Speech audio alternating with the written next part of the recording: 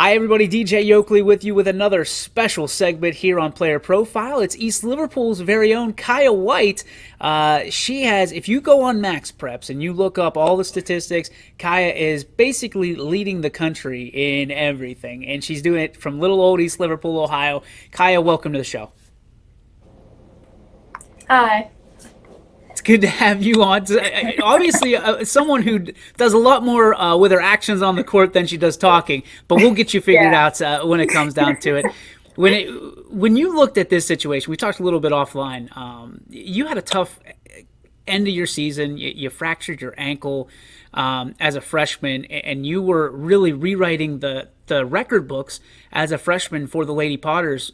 What was the treatment like in getting back on the floor? It was hard. It's not what anybody wants to do. It's hard to sit on the sideline and just watch everybody else play, especially being that's the only sport I do. But the treatment it was a speedy recovery like we hoped. So I'm just glad we didn't rush it and I was back in time to play in the last final 4 or 5 games that I got to play in rather than none. Yeah, when you look at, I mean, your numbers this year are eye popping. I mean, you 132 kills in 9 games, something like that. I mean, this is Yeah. ridiculous. Talk to me about personal goals that you have for yourself this year, and then maybe some team goals after that. I have a couple personal goals. I definitely would like to keep my service errors at the minimum, as low as I can keep them. Um, any error that's just try to keep them as minimal as possible. I mean, obviously they're going to happen, but don't really want a ton of them. I definitely want to at least hit 200 kills, if not more. And then as a team, I just want to keep playing and make it as far as we can make it together and healthy. So when you look at, you're talking about service errors first. You have 2 service errors, and that's probably driving you bananas to this Well, point, at least recorded.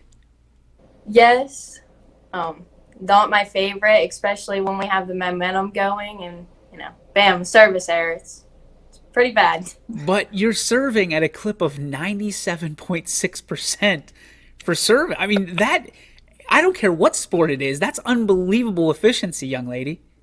Thank you. All right, you also have a new coach this year. Let's talk about Mr. McKinstry, the all-time leading coach in the state of Ohio for volleyball. I'm sure he's brought a thing or two to put on your plate in the way of just making yourself better as a better player, better positioning on the floor. Having that in your back pocket, the amount of games that he's coached, that's got to be nice for you to be able to lean on his tutelage. Yes, it's definitely nice having him in there, having him know what's going on, and he's very respectful and understanding. And it obviously takes time stepping as a new coach, knowing like the other girls had different coaches all year, all high school. So just them adjusting as well as I think we adjusted to him and listening to what he has to say because he obviously knows what's going on. So it's really nice having him in there. And he wants to win just as much as we do. So let's talk about off the floor a little bit. Just a sophomore, and you've already been so fun to watch take the floor. Talk to me about knowing what you know about being an East Liverpool Potter and the program that's rich in tradition, in history, in winning. Is it nice to be kind of part of that program now and be able to know some of the names that marched through there at one time or another? Yes, it is. It's really nice being a Potter. They're all very supportive and always hoping for the best. Talk to me about that. There was a very special, I mean, it's always a very special game when East Liverpool and Beaver Local get together. That place was jam-packed, and it was jumping. It felt like it was a playoff game. It felt like it could have been a state championship. One play in particular, one point in particular stands out to me, and it was the 2 minute and 10 second rally that happened.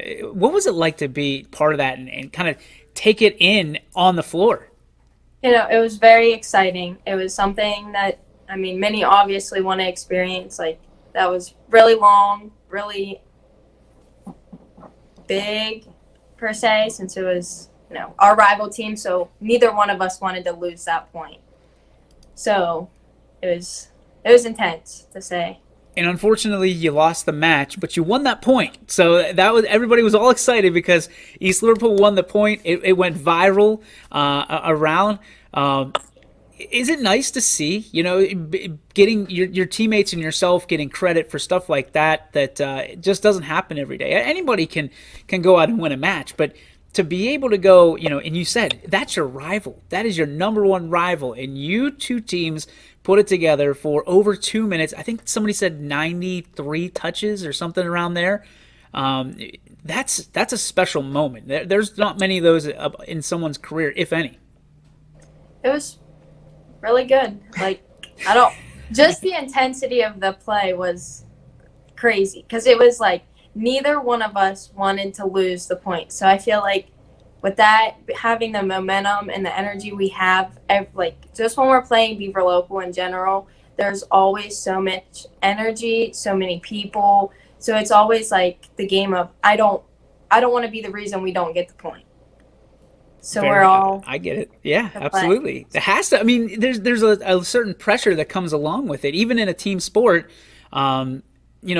People talk about football being the ultimate team sport, baseball being one of the ultimate individual sports because it's you versus a pitcher. Volleyball is kind of the weirdest mix because yes, it is a team sport, and usually it takes 3 hits to get it over. But at the same token, I feel like everybody's always watching you. You know what I mean? If either you're going up for the kill or you're going up for whatever, or you're doing a pass, everybody's always got their eyes on you. Yeah, it's very eye-opening to many, because it's always, I feel like as you're on the court, you're the one that never wants to make a mistake, because then it's always eyes on you, like, oh, I missed a pass, or, oh, that was not a good set. But I feel like as a team that our girls are pretty supportive, and I feel like we always are like, oh, it's okay, shake it off, like, we'll get the next one. And I feel like most of that is part of Dan. Like, he always pushes us to be supportive of each other, and like that was the last game, that was the last point, we just need to go out and get this one. All right, talk to me about how did you get started in volleyball? I started playing volleyball when I was 9. I started playing at the Y, and then when I was 10 I started playing club ball. Okay, and you're still playing club ball, correct? Yes. What's the difference between club ball and where you're at right now and playing for school? High school ball, it's fun. It's to be with people. It's, you have like the student section and all the families and your parents and the kids, and it's intense. But club ball is like more traveling, and it's more tournament like you have competition, and just and then it's also more for college coaches to like seek and pull girls for travel and see where they're coming from. So off the court question, being a Potter, what's your favorite subject in school right now? I don't know. I have weaving. It's pretty fun. Like weaving? Yeah, like basket weaving. All right. That's an actual class? Yeah. That's awesome. I mean, I've always heard it being talked about colleges. Oh, you're taking basket weaving. That's a legitimate class. I dig it. Yeah, it's actually pretty fun. Have you woven a basket yet? No, we actually haven't woven a basket, but we're working on one right now. I love it. All right, favorite teacher that you've had so far in your journey at East Liverpool? I'm not sure. You could throw out more than one. If there's two, we'll accept that too. My freshman math teacher, Miss Adrian, she was really nice. I liked her. What made her so special? She was really lenient, and she was into sports, and she actually explained things, and it was really easy just to comprehend things in her class. What's your favorite part about this year's team? My favorite part about this year's team is probably that we're all loud. I really like that, but we're all supportive. Like, it's never like bad, like bashing each other. Like, it's like, okay, you messed up, but it's okay. We'll get this next one. Just shake it off. When you score a point, when your team scores a point, your face is priceless. I mean, it's just a natural joy that I've never seen, and you are just so happy in that moment. It makes me love sports even more. So, I mean, what is it about when you score a point that makes you just over the top excited? You get everybody into the game. I'm a listen, I love announcing volleyball. But when you do that, you get me amped up. I'm ready to call out shots. Just being there, honestly, just playing point by point, especially if we're down and we have a teammate get a kill or a service ace. Like, it's great. Who is your role model on the floor? Somebody you look up to from a volleyball perspective that makes you want to get better on the floor. Catherine Plummer. Okay.